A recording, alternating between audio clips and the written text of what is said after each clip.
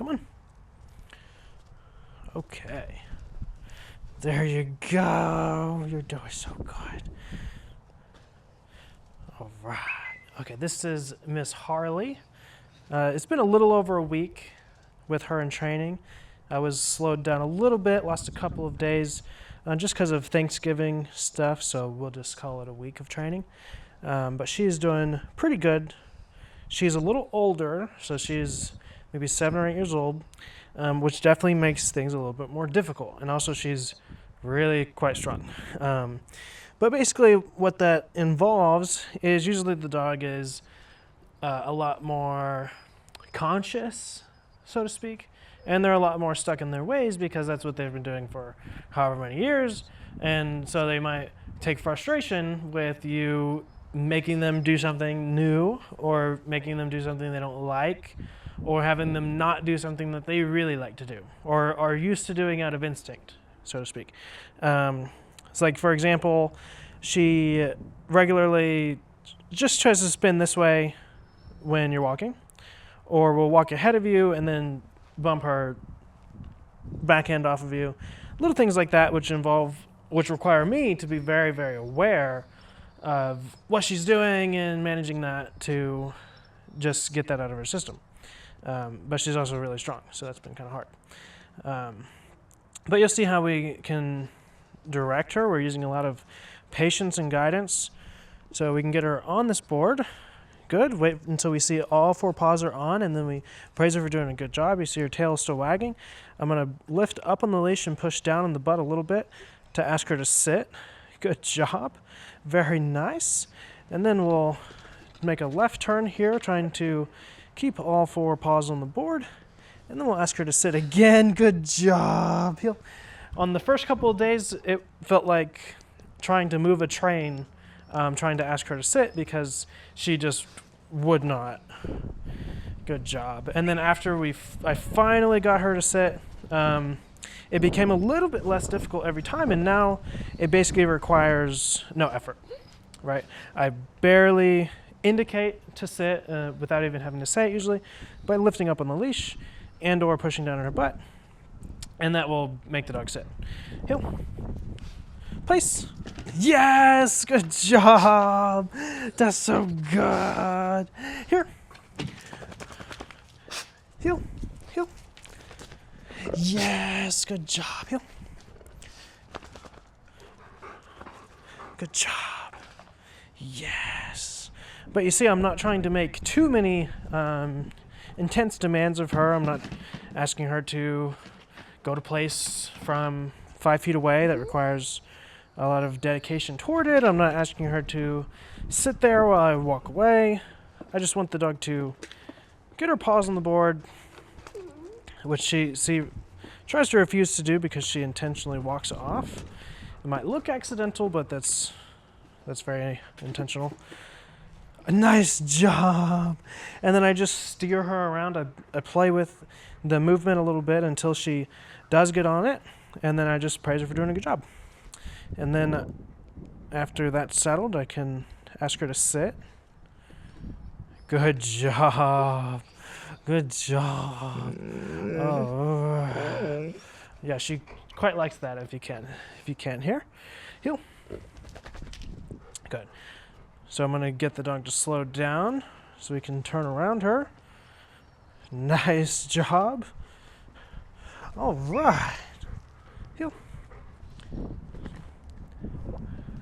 See, I snuck behind her. She was going ahead of me, so I could get her to come back to me. I walk backwards. Very nice. Heel. Good job. Place. Place. Yes. Sit.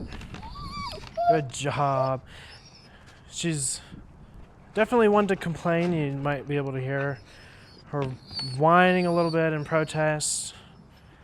But the more we do this, it'll become less frustrating. It'll be more fun and engaging. I don't want to bore her, and I don't want to put a lot of stress on the dog.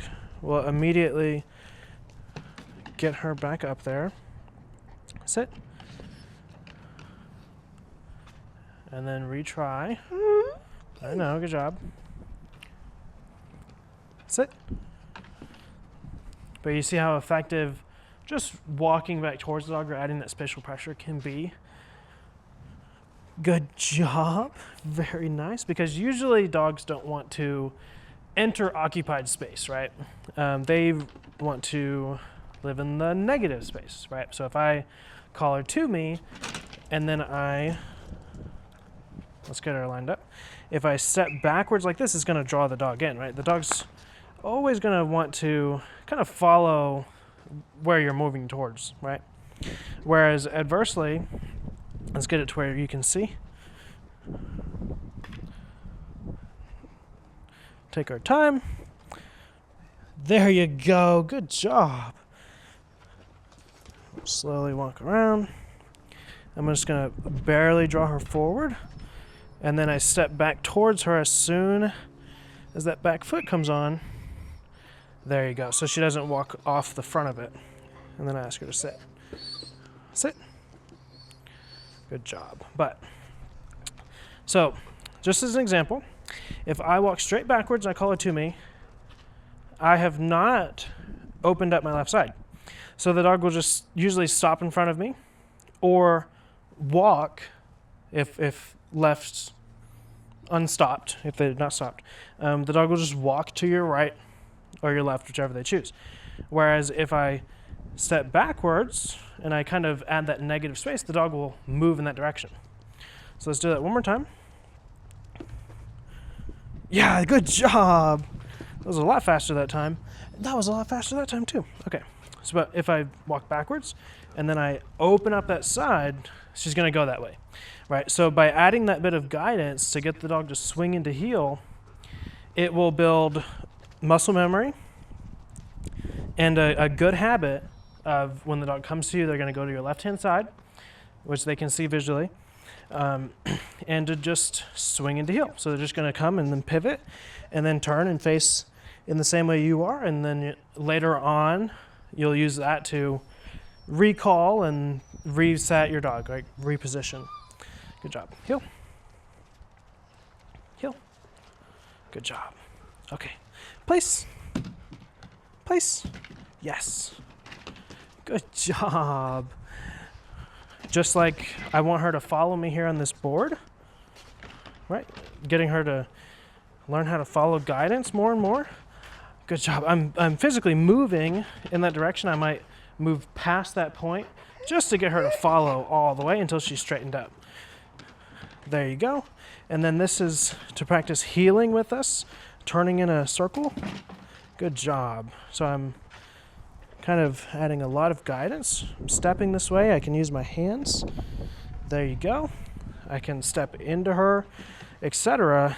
And that's all just really good communication. There you go. You see how automatically she follows when I open that space up? There you go.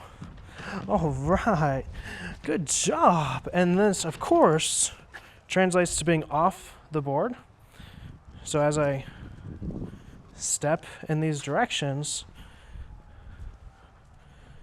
the dog will want to pivot when we're turning left, turn with us with their head kind of just in front of our knee and their shoulders at our knee. And then as we move away from the dog, she'll want to close that space, just like if we were on the board there. Good job. And you see how that has the dog pivot. There you go. Good job. And turn and heel with us. Good job. All right, so as we're walking around, we can smoothly turn left without the dog standing in front of us or blocking us or having us trip over them. And then we can walk the other way. Come on. I can, of course, add guidance. I lower my hand. And the dog is not going to get confused and get stuck behind us, which you would often see with a new dog that doesn't know anything. If you go to turn in a right circle, they get stuck behind you, and they come out on this right side. Good job. Whereas being able to know this is your left side and follow all the way around is actually really important. Sit. Good job. So we're just going to sit her. And I have my hand here ready to lift up on the leash, which I've already said is an indication for sit. So it's the command for sit, essentially.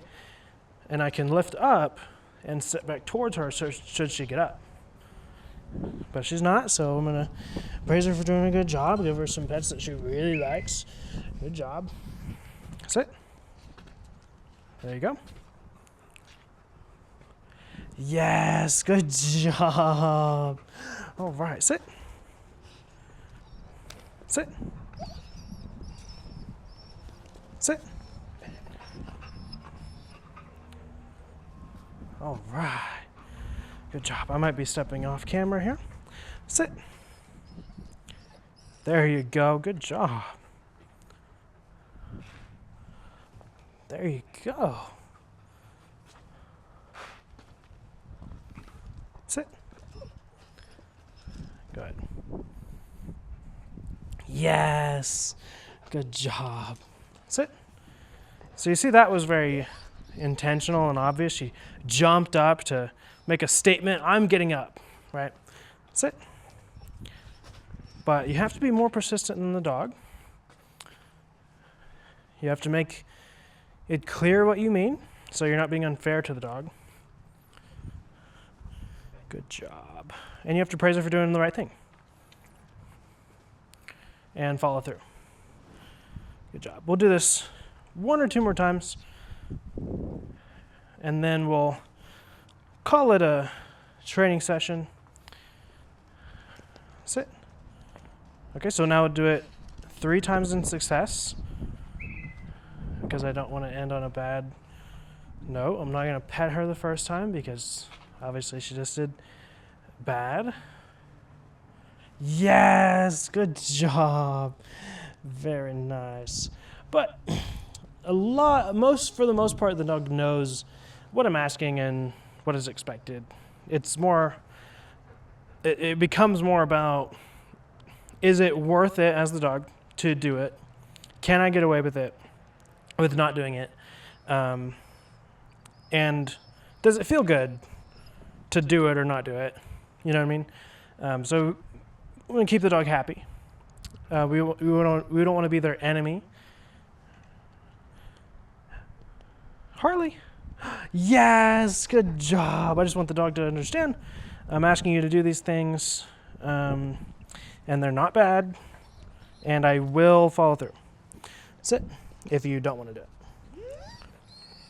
Good job. Heel. All right. But we'll check in a little bit and see how she's doing.